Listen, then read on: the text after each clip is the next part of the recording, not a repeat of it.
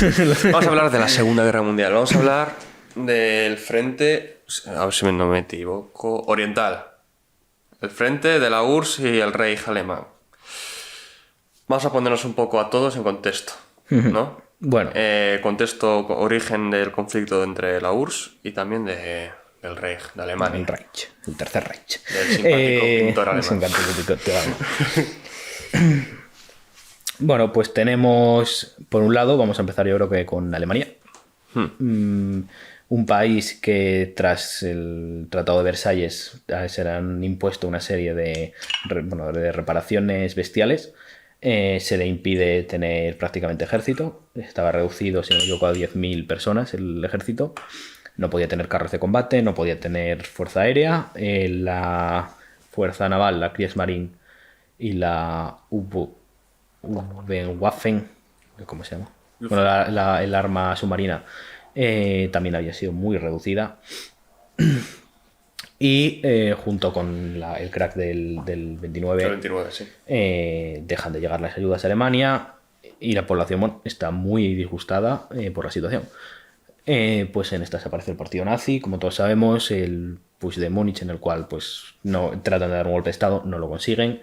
Se le encarcela. Se le cancela. Hitler es arrestado, escribe el Mein Kampf en la cárcel. Por cierto, es terrible el libro, o sea, el tío no sabe escribir. O sea, es interesante leerlo. Yo entero no me lo he podido leer, me he leído fragmentos, pero el tío escribe, la verdad. Se nota que no es un escritor, es que se nota que es un orador, vaya. Bueno, era pintor, ¿no? Y bueno, funda el partido nazi, consigue ganar democráticamente, que no se nos olvide, no da ningún golpe de estado. Y poco a poco va reduciendo pues los diferentes la oposición hasta que al final quiere control completo de Alemania. Estoy resumiendo de una manera brutal. Sí, sí. Se carga las SA, que las SA era el brazo armado del Tercer Reich, que creo que eran... Bueno, sí, el brazo armado, ¿qué digo? Eran el brazo armado del Partido Nacional Socialista, que creo que eran en torno a 3 millones de personas lo que tenía, que eran principalmente gente de izquierdas. Eran gente de izquierdas súper radicalizada. Porque el partido... Es muy curioso el fascismo, eso da para otro podcast, pero el fascismo y el nazismo tienen bastante relación con la izquierda. Sí, aunque pero no... Bueno, nacionalsocialista. Al Sí, final, tienen, por nombre, ¿no? sí, tienen cierta relación y no es raro, por ejemplo, eso pasa mucho en la zona de Asia hay gente que era de izquierdas y se acaba volviendo fascista. Por ejemplo, el hijo de Chiang Kai-shek participa en ¿cómo se dice? Cuando se anexiona a los Sudetes. Él era comandante de un Panzer I y entra un chino, entra en Checoslovaquia. Y luego, pues, por ejemplo, cuando los japoneses van invadiendo China, ponen un gobierno títere en la zona de la China ocupada. Ese señor, que ahora mismo se me ha ido el nombre también, había militado en partidos de izquierdas y se había vuelto fascista. Quiero decir, no es raro ver cierta relación entre la izquierda y el fascismo y el nacionalsocialismo, que al final son movimientos revolucionarios. O sea, en esta época son movimientos completamente nuevos que están más que el comunismo, por ejemplo. Y bueno, el nacionalsocialismo yo lo separaría del fascismo, o sea, eso es otro movimiento aparte completamente. Y bueno, no aparte completamente, tiene sus raíces en el fascismo, pero es otra cosa. Yo no lo... Bueno, y las SA eran este grupo armado, Hitler se los carga y apoyándose en las SS. Y crea, bueno, esta organización, las SS, que tiene un montón de ramas. Yo destacaría pues la Waffen-SS, que va a ser destacaría en el sentido de lo que nos compete de hablar de la Operación Barbarroja. La Waffen-SS, que es el arma SS, se va a componer de una serie de divisiones en las cuales, bueno, armadas de soldados. La gente suele pensar que eran soldados de élite. Algunas sí, tenía la Totenkorps, la Hitlerjugend, bueno, había muchas otras que no, eran soldados que sobre todo lo que estaban muy motivados, por así decirlo, y completamente con el cerebro completamente lavado, por así decirlo, en pro de su país. Hitler llegó, por ejemplo, a las juventudes hitlerianas. Está formado por las juventudes hitlerianas. Eran chavalinos de 16, 17, 18 años. Y dieron mucha guerra. Y luego, bueno, como hemos mencionado antes, la Viking, la Carlomagno, entre otras muchas. También había incluso voluntarios árabes, había indios, había... Bueno, esto le gustaba mucho a Himmler, que era tratar de mezclar y de tener... Bueno, estas historias que tenía él. Pero bueno, Alemania acaba convirtiéndose en el Tercer Reich, la República de Weimar acaba convirtiendo en el Tercer Reich, y aquí hay que hacer una aclaración, no es una dictadura, es un régimen dictatorial. Esto significa que el poder absoluto no lo tiene un solo miembro. O sea, Hitler es la cabeza del partido y el que dentro de lo que cabe es el que va tomando las decisiones, pero tiene a Göring, que es el ministro del aire de la Luftwaffe. Goebbels. Tiene a Goebbels, que es el encargado de la propaganda. A Himmler, el encargado de las SS, y a Speer, que es su arquitecto y el que acabará siendo el ministro de Economía. Dentro de otros muchos.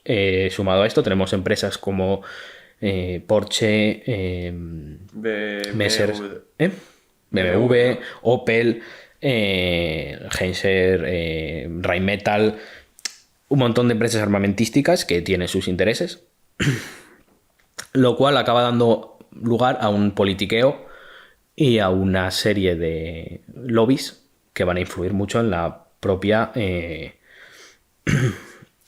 política del Reich. Y bueno, sumado a eso, Hitler principalmente, por un lado, se produce el exterminio judío, el holocausto judío, quita de muchos puestos a judíos y pone alemanes, pero lo cierto es que también consigue, mediante los bonos MEFO, consigue sanear la economía, principalmente invirtiendo en armamento, y conseguir reavivar propiamente Alemania, que siempre se dice lo de no, es que quitó a los judíos. Bueno, hizo más cosas que solo quitar a los judíos. Y era un tío, sobre todo, además de que en Alemania había un sentimiento de revanchismo bestial y se le habían puesto, el Tratado de Versalles es un tratado, y lo digo así, o sea, la Segunda Guerra Mundial en gran parte creo que salía un general americano diciéndolo, dice, es que va a haber otra guerra, porque le ha puesto unas sanciones económicas tan bestiales, le han quitado grandes terrenos a Alemania, principalmente grandes partes de Prusia. De Prusia, sí. Prusia Oriental es... A favor de Polonia. Sí, ¿no? efectivamente. Prusia es el nacimiento de Alemania. O sea, no se puede contemplar Alemania sin el nacimiento o sea, sin Prusia. Primero fue Prusia, el imperio... Bueno, los prusianos, si os dais cuenta, los soldados prusianos son los que llevan el pico el casco en el pico de la Primera Guerra Mundial. Esos son soldados prusianos. Y primero hace una coalición, la coalición alemana del norte, si no me equivoco, y luego ya crea la propia Alemania. Y pasa a llamarse Alemania en vez de Prusia. Y les han quitado grandes territorios, se les impide el ejército se ha reducido prácticamente a una fuerza policial y no pueden tener aviación. ¿Cómo pasamos de esto a tener uno de los mejores ejércitos, por no decir el mejor ejército del mundo, en un plazo de pocos años? Bueno, lo que hacen... En una década. Menos. Sí, prácticamente, sí. Desde la creación de... Bueno, no solo esto, lo del ejército no solo es el partido nazi, el partido nacional socialista lo que hace es aprovecharse de la estructura que se ha creado. Lo que hacen los oficiales alemanes muy cucos, dicen, vale, pues tenemos muy poca gente en el ejército, ¿qué vamos a hacer? Vamos a formar oficiales y suboficiales. Principalmente suboficiales. El ejército alemán, su espina dorsal son los suboficiales. ¿Por qué? Pues porque un suboficial, aparte que estaba entrenadísimo, en el arte, en ¿cómo se llamaba? La doctrina alemana, la doctrina de armas combinadas. No, la doctrina de armas combinadas es pues el Sperrpunkt, lo que se llama la guerra relámpago, que bueno, se la llama mal. La Blitzkrieg. Blitzkrieg. Pero realmente esto es un nombre que le dio el Times, quiero decirte. Bueno, la doctrina del punto de esfuerzo principal. Se los entrena principalmente para que sean capaces de desempeñar su función y su superior. Es decir, un cabo tiene que saber hacer su función de cabo y la función de sargento, por ejemplo. De manera que si el superior cae, él va a ser capaz de reemplazarlo.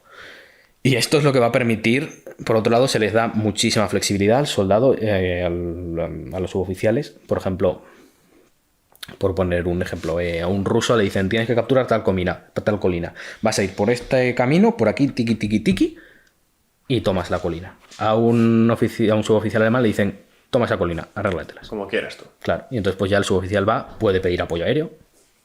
Sí, más libertad tienen. Tiene mucha más libertad. De hecho, la OTAN tiene en cierto modo a esta doctrina.